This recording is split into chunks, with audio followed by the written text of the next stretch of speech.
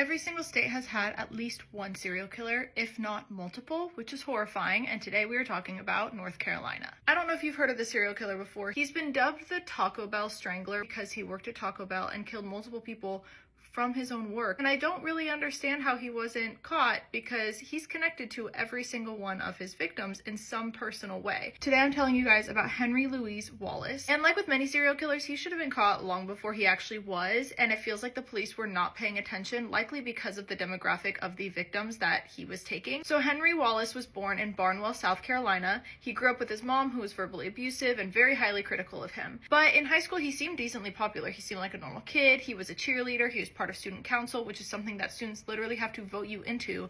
So like, he was somewhat liked by his peers, and he actually seemed like a pretty normal, decent guy. He painted himself very much as like the big brother role, like friendly, like you could come talk to me, I'm your pal kind of vibe throughout his life, even though we learn he was being horrific.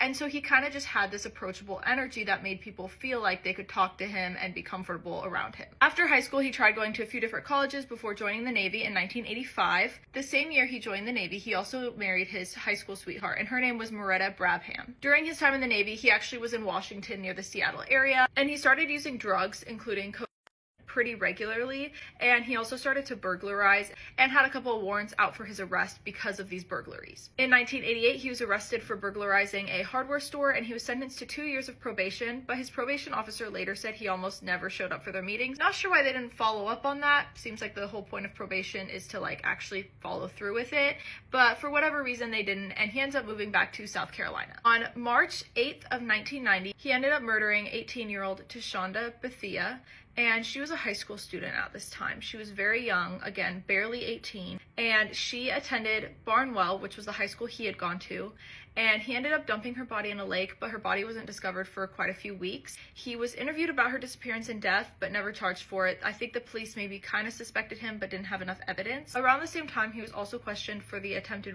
of a 16-year-old high school girl that went to the same high school, and again he wasn't charged for it for whatever reason. And then he also was fired from his job, and his marriage with Moretta had fallen apart at the same time. And then on top of that, he ends up breaking into his old job at a radio station and into the high school where these two girls had gone missing. So he ends up in February of 1991 moving, and it's likely because he was feeling like he might get caught for all of this stuff. So he ends up moving to Charlotte, North Carolina, just over the state lines, and he started working at a few different fast food restaurants and kind of like jumped around a little bit and eventually landed at a Taco Bell, and he ended up becoming the manager of this Taco Bell pretty quickly. About 6 months after moving to Charlotte, Henry ended up picking up a 33-year-old S worker. She was a known S worker and convicted drug dealer. He didn't know that at the time. He didn't even know her name, but her name was Sharon Nancy. He ended up asking for her services, and then when she demanded payment, he declined and ended up beating her to death. He dumped her body by a railroad track, and she was found a few days later. At the time, they didn't suspect him or have any leads on her death. And unfortunately, as we all know, S workers, people who are involved with drugs, especially if they have a known like history with drugs, and women of color, a lot of times are not taken seriously or they're written off. And especially if they're women of color who do drugs and are S workers, which is ridiculous. And so I think that part of the reason her death was not really investigated is because the police didn't see it as a priority. The next month, Henry SA'd and strangled Caroline Love in her apartment, and then he dumped her in the woods. She was only 20 years old. Caroline was actually really good friends with the girl Henry was dating, so his girlfriend at the time, she was literally his girlfriend's roommate. So they weren't just friends, they were roommates. So he knew this girl, they had met, they had chatted, like it wasn't a stranger. At the time, Caroline was a college student. She was working at Bojangles. She was very liked by her coworkers, and after she disappeared, because he killed her, Henry, along with his girlfriend and Caroline's sister, all go to the police department together to file a missing persons report on Caroline. So he's acting all concerned, looking her family members in the face and being like, oh my God, I can't believe she's gone. I'm so worried about her. All while knowing not only is she gone, he knows where her body is. 8 months later, on February 19th of 1993, he strangled a woman named Shauna Hawk. She was also only 20 years old. She was a college student, and she worked with him at the Taco Bell, and he was actually her manager. He went to her home, and he ended up essaying her before killing her.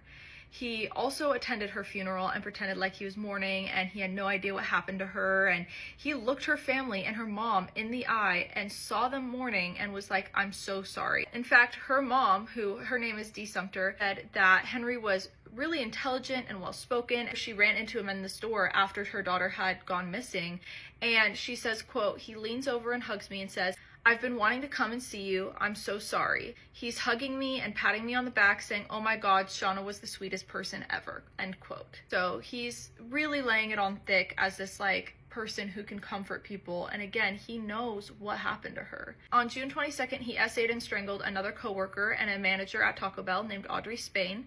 Her body was found 3 days later, and I'm not understanding how this man can have multiple people that he's somewhat connected to go missing, let alone two coworkers at the same store go missing and no one looks at him. Like, I just don't understand how that connection wasn't made pretty immediately. Less than a month later, on August 10th, he essayed and strangled 21-year-old Valencia M. Jumper. She was also a college student. She was from Columbia, South Carolina, and was a friend of his sister. So again, another girl close to him. I don't understand how the dots are not already connecting to the police. He ended up setting her body on fire after doing all these things to her because he thought this would help cover his tracks. And he again attends her funeral services with his sister and looks the family and friends in the eye and says he's so sorry and so shocked that this happened to her. And we end up learning later that the medical examiner wrongfully ruled her death as due to carbon monoxide poisoning because of the fire in her home. But we end up learning later when Henry is caught and everything that he killed her and then set the fire afterwards. But part of the reason they didn't connect it, I guess, is because the ME said it was carbon monoxide poisoning and they ruled it as an accident and not foul play for quite some time. September 14th of 1993, he went to a friend's home, another girl he met through Taco Bell. He essayed and strangled her and then stabbed her in her own home. Her name was Michelle Stinson, and everything we're talking about is sensitive, but this next part involves children, so just be warned now. She was a college student and she was a mom, and her oldest son actually witnessed him doing these things to her and killing her. And I'm not sure how old he was at the time, so I'm guessing he wasn't old enough to like say anything, but he saw what happened to her. In 1994, in February, he ended up getting arrested for something completely unrelated. It was just a shoplifting charge. But you would think that if he's getting arrested, they're looking at his record. Maybe they're saying that like he's tied to a couple of these different murders, that he has a history in the past of being questioned for murders. Like, you would think that him getting arrested for something might like start to raise some red flags as well, but nope, nothing. There's literally no police even thinking it could be him. So he is let out of prison after the shoplifting charge, and 16 days after his arrest, again, he's out, he essays and strangles to death a girl named Vanessa Little Mack, and she was 25. And he knew her because he worked with her sister at Taco Bell. Again, another connection to his job. Why are people not putting this together? 2 weeks later, on March 8th of 1994, he went to the home of Betty Jean Bucom. She and Henry's girlfriend worked together at Bojangles, so he knew her as well. He went to her house, essayed and murdered her, and then took a bunch of her stuff, including her car. He literally drove away from murdering her in her car, then pawned off all the stuff he'd stolen from her to make some money, and then dumped her car in a shopping center parking lot. That same day, one victim apparently wasn't enough for him because he decided to go back to the exact same apartment complex because he had a friend, and his friend's name was Burness Woods, and he knew that Burness would be at work and that his girlfriend would be home. And so he ended up attacking this 18-year-old girl. She was still in high school. Her name was Brandy June Henderson. Brandy was a mom as well, and again, this part's really sensitive, so just be warned. She did everything she could to protect her son as she's being attacked by Henry. Henry ended up essaying and killing her while she held on to her child, trying to protect him. And her child was crying, obviously, and he was trying to get him to be quiet because he's a baby, and I think he used like a pair of pants or something to try to strangle the baby. Fortunately, he did survive, but he literally strangled and essayed this woman while she's holding onto her child, pleading for her life, and then he tries to kill her son as well. After these two murders happen on the same day in the same apartment complex, and they're noticing some of the other murders that are happening in the area recently, the police start to up their patrols, but Henry didn't care, and he literally goes back and kills another woman named Deborah Ann Slaughter.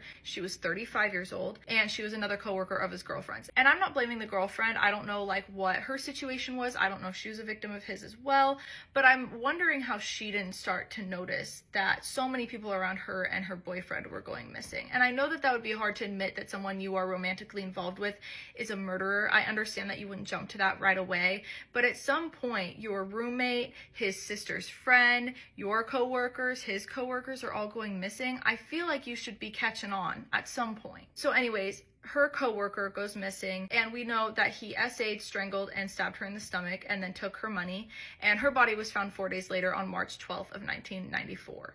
Finally, the day after her body was found, on March 13th of 1994, he was arrested. They had found Betty's car that he had dumped in that shopping center, and they had found his palm print on the trunk of the car. After bringing him in and interviewing him, he ended up confessing. It didn't take that much to get a confession out of him. And he ended up telling them not only about the 10 other women, but he told them about the first murder of Tashonda Bethia from South Carolina as well. So he ended up confessing to 11 murders in total. And he also led them to Caroline Love's body. They hadn't found it yet, and she had just been considered missing up until the point where he confessed and sent them to her body. Obviously, the Charlotte police started to celebrate his arrest and tell everyone they're safe, you don't have to worry anymore. But most of the community, especially the Black community, was incredibly furious with how long it took the police to actually catch him and how many women were killed that were literally obviously connected to him, like I've been saying this whole video. And so Dee Sumter, Shauna's mom, she, by the way, co-founded the group of Mothers of Murdered Offspring. It's a nonprofit. And she said, quote, "For some unknown reason, they didn't connect the dots. There was not a level of caring. This is where racial disparity comes in. Obvious connection. In my humble opinion, blatantly ignored," end quote. Henry's trial began September of 1996, and in January 7th of 1997, he was found guilty of 9 murders and got 9 death sentences. The murder of Tashonda Bethia, he was not charged for, and I'm not exactly sure why. And then the murder of Sharon Nancy, he also was not charged for. For Sharon, it sounds like he didn't know her name, so when he was confessing everything, he never gave a name. And it sounds like that was one of the key things that they were using to get him on all the murders in trial. So the fact that he never named her because he never knew her name, because he picked her up and then just beat her to death, it sounds like part of the reason that he wasn't charged for that, which I think is so stupid, because basically if the serial killer doesn't tell on himself, he's not getting charged for the murder. Feels like we should be able to charge him on that as well. So again, he's sentenced to life in prison. He is following 9 death sentences, and he has tried to appeal these death sentences multiple different times, but so far they have denied his appeals. And in 1998, he actually got married to a former prison nurse. Her name was Rebecca, and I have literally no idea why she would marry him. You hear that this guy has murdered 11 women, and you think, yeah, that's the one I want. So I don't know why she would marry him, but he got married in prison as well. He is 59 years old. He clearly was a horrific, awful person. He definitely was one of the worst people and serial killers to come out of North Carolina and South Carolina. Obviously, it's super frustrating that it took so long for him to get caught, but at least at some point he did get caught. He is currently awaiting execution at Central Prison in Raleigh, North Carolina. Let me know what states you guys want me to do next. I am trying to get through as many as possible. I try very hard to be respectful and accurate when I'm telling these stories, so it just takes a little bit longer. But I appreciate you guys enjoying this series, and let me know what states you guys want me to cover and do next.